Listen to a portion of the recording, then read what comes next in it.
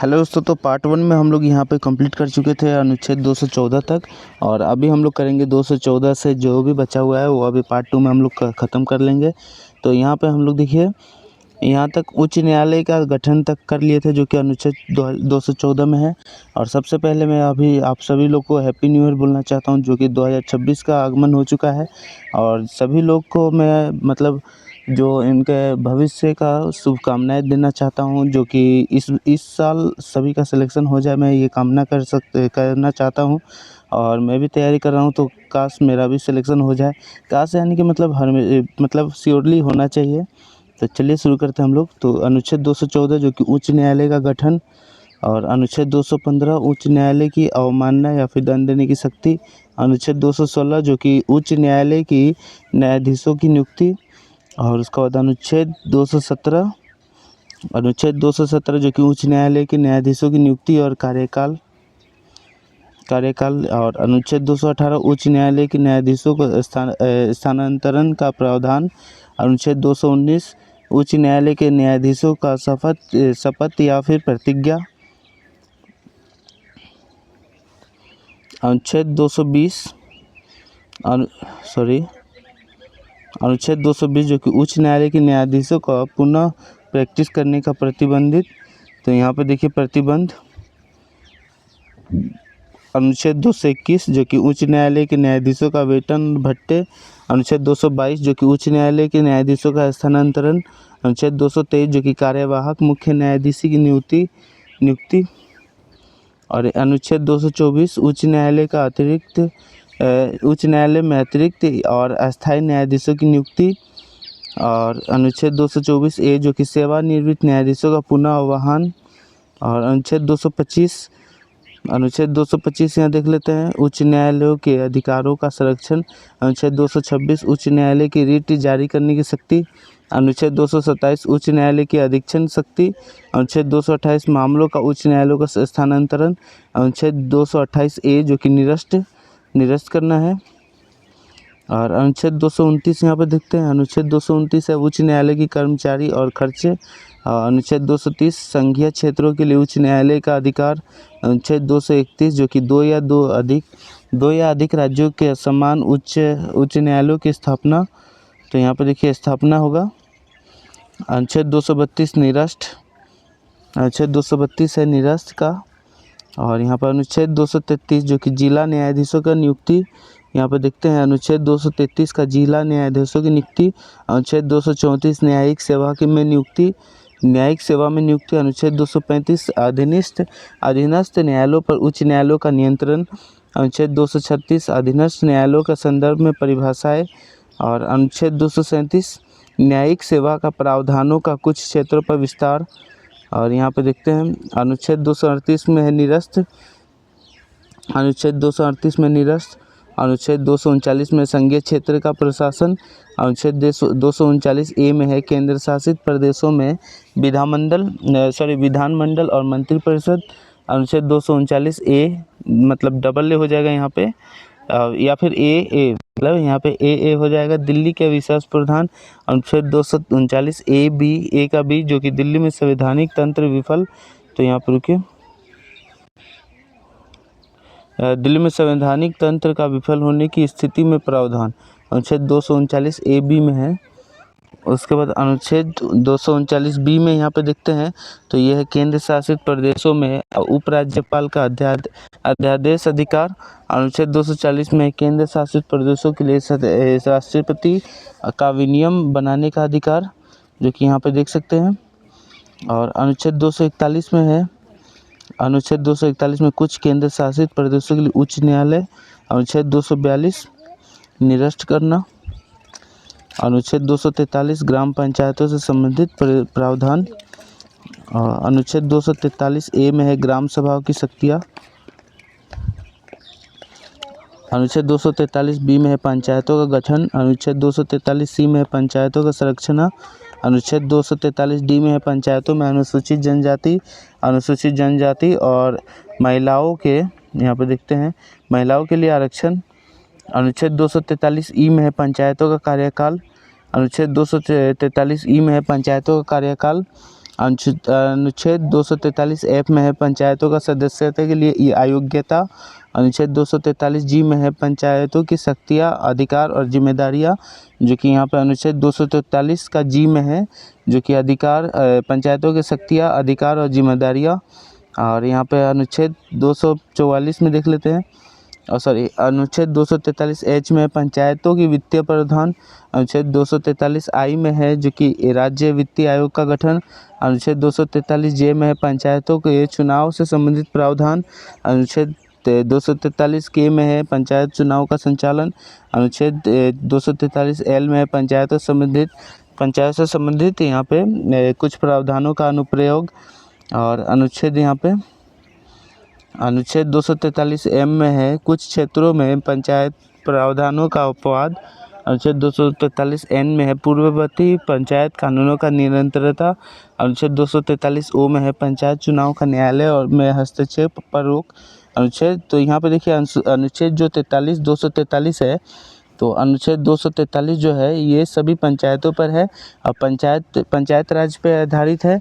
और ये 15 यहाँ पे अनुच्छेद है जो कि 243 ए से लेके 243 ओ तक है, तो यहाँ टोटल 15 हो जाएगा।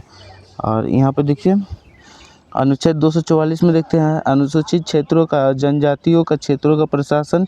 यहाँ पे अनुच्छेद 244 में हो जाएगा अनुसूचित क्षेत्रों और जनजातीय क्षेत्रों का प्रशासन। अनुच्छेद 244 ए में है असम में स्वायत्त राज्य का गठन। असम में स्वायत्त राज्य का गठन अनुच्छेद 244 ए में हो जाएगा असम में स्वायत्त राज्य का गठन। अनुच्छेद 245 में हो जाएगा संसद और राज्य विधानमंडल की विधायी विस्तार शक्तियाँ का विस्तार। अनुच्छेद 246 में हो जाएगा संसद और राज्य विधानमंडल का विषयों का सूची। अनुच्छेद 246 में हो जाएगा संसद और राज्य विधानमंडल की विषयों की सूची। अनुच्छेद 246 ए में हो जाएगा वस्तु एवं सेवा कर पर विशेष प्रावधान। और यहाँ पे ये हो जाएगा अनुच्छेद 247 अनुच्छेद 247 सांसद द्वारा अतिरिक्त न्यायालयों की स्थापना। अनुच्छेद 248 में संसद की अविशिष्ट शक्तियाँ। अनुच्छेद 249 में है राष्ट्रीय हित में राज्य सूची के विषयों पर संसद की शक्ति। अनुच्छेद 250 में आपातकाल में राज्य सूची का विषयों पर संसद की शक्ति। अनुच्छेद 241 में है राज्य सूची का संसद राज्य कानून पर टकराव में स्थिति में संसद का कानूनी प्रभावी। अनुच्छेद 252 में है राज्यों की सहमति। यहाँ पे देखिए अनुच्छेद 252 में है राज्यों की सहमति संसद द्वारा कानून बनाना। अनुच्छेद 253 में दिया हुआ है अंतर्राष्ट्रीय समझौतों के लिए संसद में शक्ति। अनुच्छेद 254 में समावर्ती सूची एवं संसद और राज्य कानूनों का टकराव। तो ये समावर्ती मतलब दोनों मिलके, जो कि राज्य और संसद दोनों मिलकर कोई कानून बना सकते हैं, तो वो 254 में। अनुच्छेद 255 में है, तो यहाँ पर अनुच्छेद 255 राष्ट्रपति के पूर्व स्वीकृत के बिना कानून की वैधता। तो अनुच्छेद 256 में है, अनुच्छेद 256 में राज्य सरकार का केंद्रीय निर्देशों का पालन करना। अनुच्छेद 257 में राज्यों का कार्यों पर केंद्र का नियंत्रण। अनुच्छेद 258 में है केंद्र का कार्य राज्यों को सौंपना। अनुच्छेद 258 ए में है राज्य के कार्यों केंद्र को सौंपना। अनुच्छेद 259 में है निरस्त करना। ये सब मतलब निरस्त कर देना, जो भी लागू हो गया इसको मतलब निरस्त करना।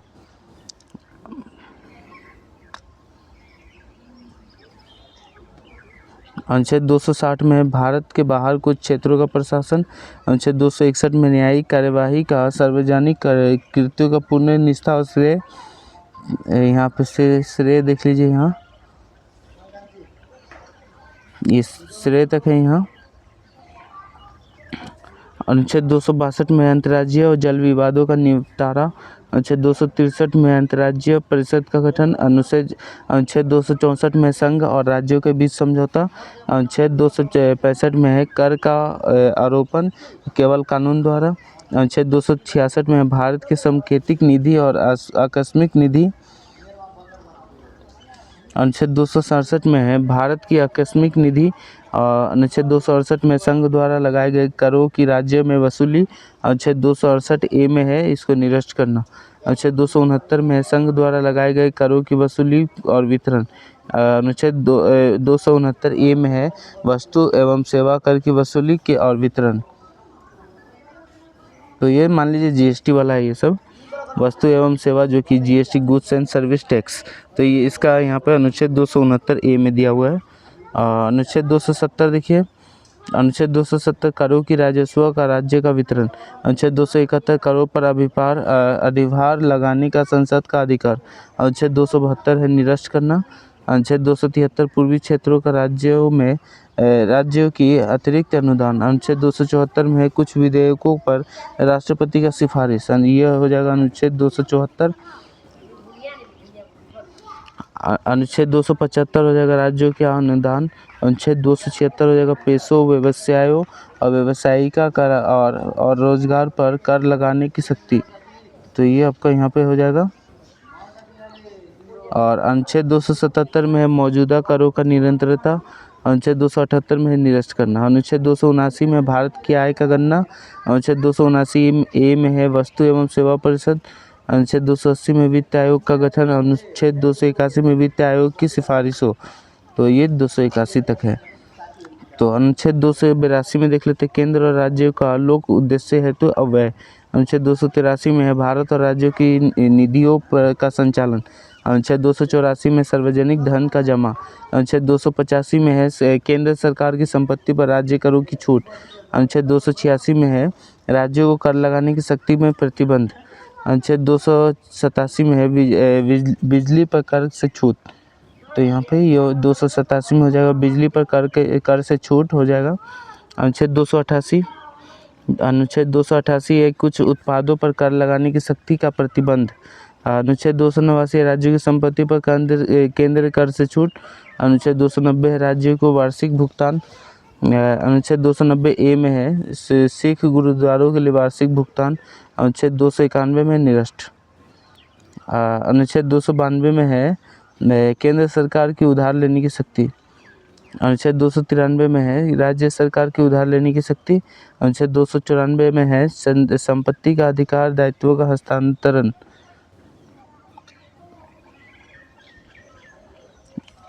अनुच्छेद 295 में है संपत्ति अधिकार और दायित्वों का उत्तराधिकार। अनुच्छेद 296 में है उत्तराधिकार न होने का संपत्ति का निपटान। अनुच्छेद यहाँ पे 297 है समुद्री संपदा और संसाधन। अनुच्छेद 298 में है केंद्र और राज्य का व्यापार का अधिग्रहण करने का अधिकार। अनुच्छेद 299 में है सरकारी अनुबंध। अनुच्छेद 300 में है सरकार पर मुकदमा।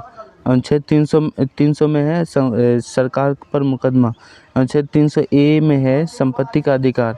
अनुच्छेद 301 में है व्यापार वाणिज्य और संपत्ति का स्वतंत्रता।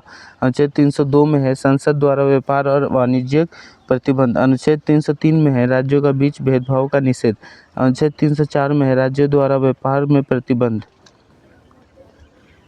अनुच्छेद 305 में है मौजूदा कानूनों की सुरक्षा। अनुच्छेद 306 में है निरस्त जो कि संक्रमणकालीन वित्तीय प्रावधान जो कि अब अब्सोल्यूट संपत्ति, तो ये आपका यहाँ पे हो जाएगा संपत्ति और ऋण का विभाजन। अनुच्छेद 307 में है अनुच्छेद 304 और 305 परिवर्तन हेतु प्राधिकरण, जो कि 304 में क्या है राज्यों द्वारा व्यापार पर प्रतिबंध और 305 क्या है मौजूदा कानूनों की सुरक्षा। तो ये अनुच्छेद 307 के तहत आप लोग अनुच्छेद 304 और 305 का परिवर्तन के यहाँ पे जान सकते हैं, परिवर्तन का कानून यहाँ जान सकते हैं। अनुच्छेद 308 में सार्वजनिक सेवाओं पर संबंधित परिभाषाएं। अनुच्छेद 309 में है केंद्र और सरकार की सेवाओं की भर्ती और सेवा शर्तें। अनुच्छेद 310 में सेवाओं का कार्यकाल। अनुच्छेद 311 में बर्खास्तगी और बर्खास्तगी के खिलाफ सुरक्षा। अनुच्छेद 312 यहाँ पे देख लेते हैं, तो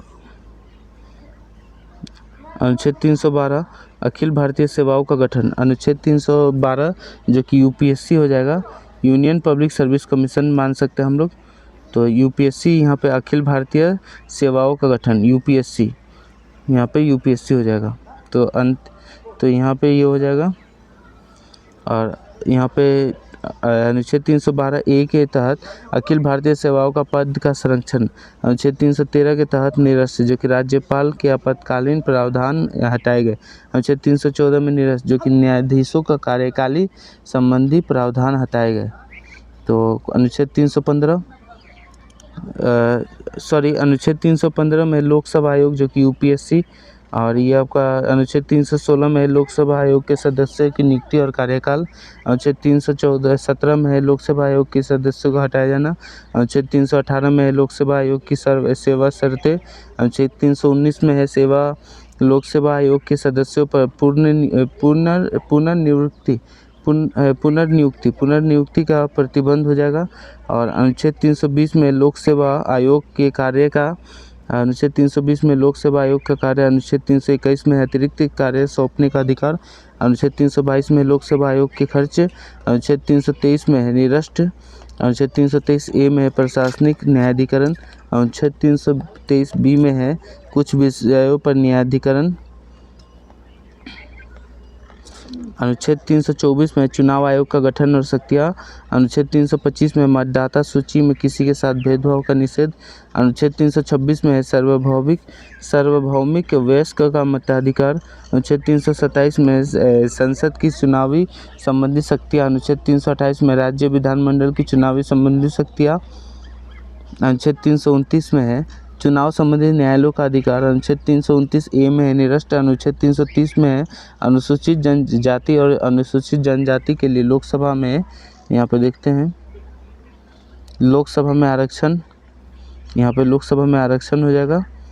अनुच्छेद 331 में है लोकसभा में एंग्लो इंडियन प्रतिनिधि। अनुच्छेद 332 में है यहाँ पे राज्य विधानसभाओं में आरक्षण। अनुच्छेद 333 में राज्य विधानसभाओं में एंग्लो इंडियो का प्रतिनिधि। अनुच्छेद 334 में आरक्षण की अवधि। अनुच्छेद 335 में सेवाओं का अनुसूचित जाति और जनजाति का दावा। अनुच्छेद 336 में है कुछ सेवाओं में एंग्लो इंडियन समुदाय का दावा। अनुच्छेद 337 में है एंग्लो इंडियन शिक्षा में अनुदान। अनुच्छेद 338 में है राष्ट्रीय अनुसूचित जाति आयोग। अनुच्छेद 338 ए में है जो कि 338 में राष्ट्रीय अनुसूचित जाति आयोग। और 338 ए में है राष्ट्रीय अनुसूचित जनजाति आयोग, जो कि ये 338 वाला एससी के लिए हो जाएगा। रुकिए एक मिनट। 338 जो है ये आपका एससी के लिए हो जाएगा और ये आपका एसटी के लिए हो जाएगा, एसटी, तो ये हो जाएगा। और यहाँ पे 338 बी में है ओबीसी के लिए, तो ये 338 बी जो हो जाएगा, ये 338 बी है तो ये ओबीसी के लिए हो जाएगा, अदर बैकवर्ड कास्ट। और ये 339 अनुसूचित जनजातियों का प्रशासन और नियंत्रण। यहाँ पे देखिए 340 में है पिछड़े वर्गों की जांच के लिए आयोग। अनुच्छेद 341 में है अनुसूचित जातियों की सूची। अनुच्छेद 342 में अनुसूचित जनजातियों की सूची। यहाँ पे 342 के तहत जितना भी सूची है वो सब में कौन सा अनुसूचित जनजाति है, कौन सा अनुसूचित जाति है, ये सब देख सकते हैं। अनुच्छेद 342 ए में है सामाजिक और शैक्षिक रूप से पिछड़े वर्गों की सूची। पिछवाड़े बोल दिया मैंने, तो पिछड़े होगा। अनुच्छेद 343 में है आधिकारिक भाषा। अनुच्छेद 344 अनुच्छेद 344 में है आधिकारिक भाषा आयोग। अनुच्छेद 345 में है यहाँ पर राज्यों की आधिकारिक भाषा। अनुच्छेद 346 में राज्यों के बीच और केंद्र के साथ संचार भाषा, तो ये हो जाएगा ये।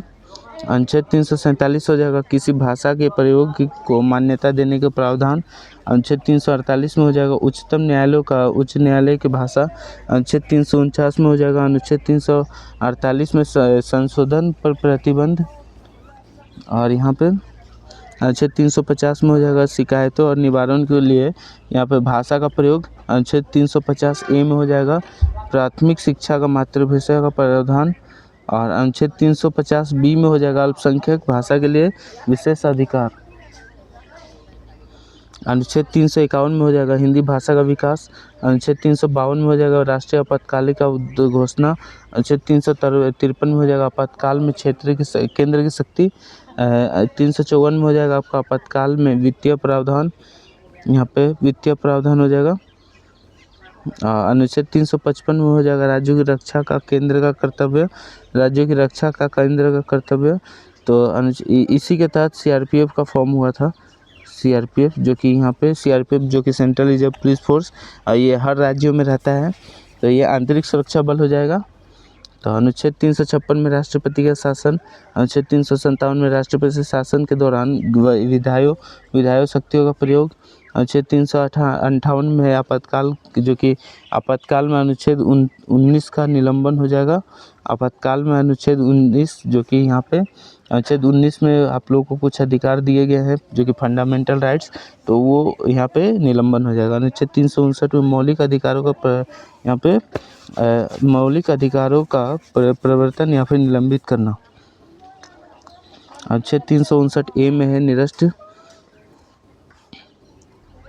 अनुच्छेद 360 में वित्तीय आपातकाल। अनुच्छेद 361 में राष्ट्रपति और राज्यपालों का दायित्व का संरक्षण। अनुच्छेद 361 में है समाचार पत्रों के लिए संरक्षण। अनुच्छेद 361 में है कुछ पदों से अयोग्यता। और अनुच्छेद 362 में है निरस्त।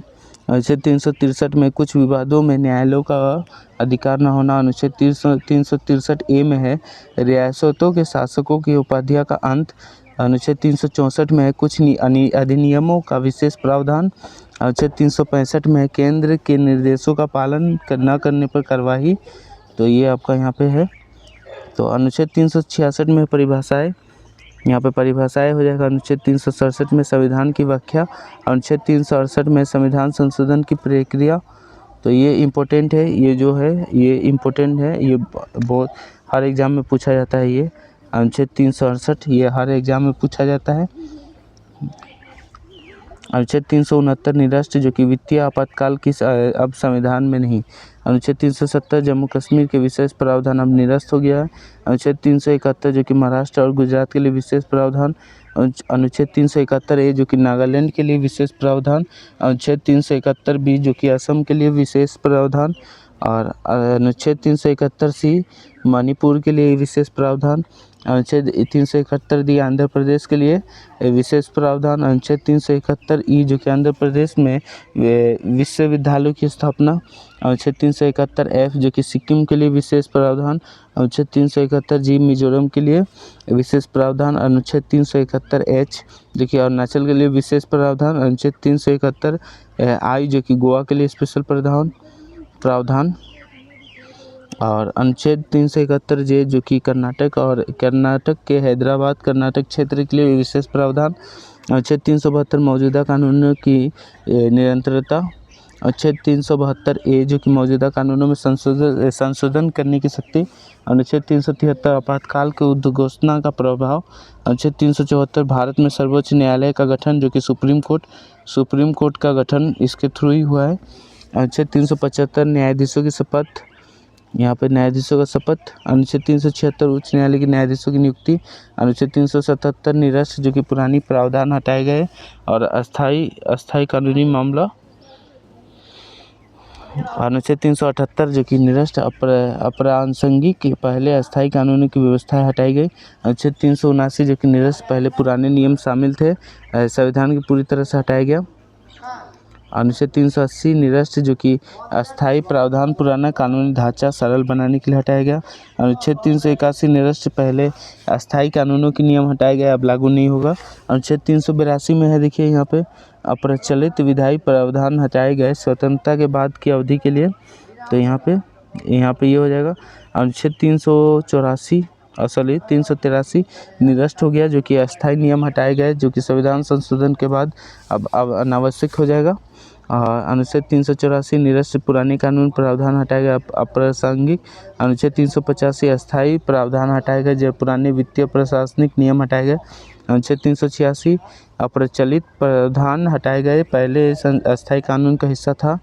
अनुच्छेद 387 जो कि अस्थायी कानूनी उपाय हटाए गए, अब लागू नहीं है। अनुच्छेद 388 जो कि निरस्त, अब पुराने नियम हटाए गए, पहले प्रशासनिक मामलों के लिए था। अनुच्छेद 389 जो कि अस्थायी कानूनी व्यवस्थाएं हटाई गई, जो कि संविधान अपडेट किया गया है, निरस्त हो गया। 390 जो कि अप्रचलित प्रावधान हटाए गए, पहले राज्य प्रशासनिक मामले के लिए था। अनुच्छेद 391 जो कि अस्थायी नियम हटाए गए, संशोधन के बाद अब आवश्यक नहीं। अनुच्छेद 392 पुराने अस्थायी कानूनों का प्रावधान हटाए गए। अनुच्छेद 393 अप्रचलित विधायी नियम हटाए गए, अब लागू नहीं। अनुच्छेद 394 जो कि अस्थायी प्रावधान हटाए गए, जो कि संशोधन के बाद संविधान सरल हो गया। अनुच्छेद 395 पुराने क्लॉज हटाए गए स्वतंत्रता के बाद मामलों के लिए। तो ये अब हम लोग 395 जो कि लास्ट यहाँ पे था, तो ये हम लोग कंप्लीट कर चुके हैं। तो आशा करता हूँ आपको ये वीडियो अच्छा लगा होगा। तो पार्ट 1 हम लोग पहले ही कंप्लीट कर चुके थे और ये है पार्ट 2। ये पार्ट 1 कंप्लीट हो चुका है। ये जो अभी आप लोग देखे हैं ये वीडियो जो है ये पार्ट 2 है। तो आशा करता हूँ आप लोगों को ये वीडियो अच्छा लगा हो, जो कि संविधान का टोटल अनुच्छेद जो कि 2 पार्टों में हम लोग करा चुके हैं। और ये अगर वीडियो को अच्छा लगा हो तो वीडियो को लाइक करें, चैनल को सब्सक्राइब करें। फिर मिलता है अगली वीडियो में। जय हिंद। ये कितना मिनट में कंप्लीट हो चुका है? तो ये अभी हम लोग 25 मिनट में कंप्लीट कर चुके हैं और पहले वाला जो वीडियो है वो भी 25 मिनट का होगा लगभग। तो हम लोग 50 मिनट में पूरा संविधान ख़त्म कर चुके हैं। तो फिर मिलते हैं अगले वीडियो में। जय हिंद।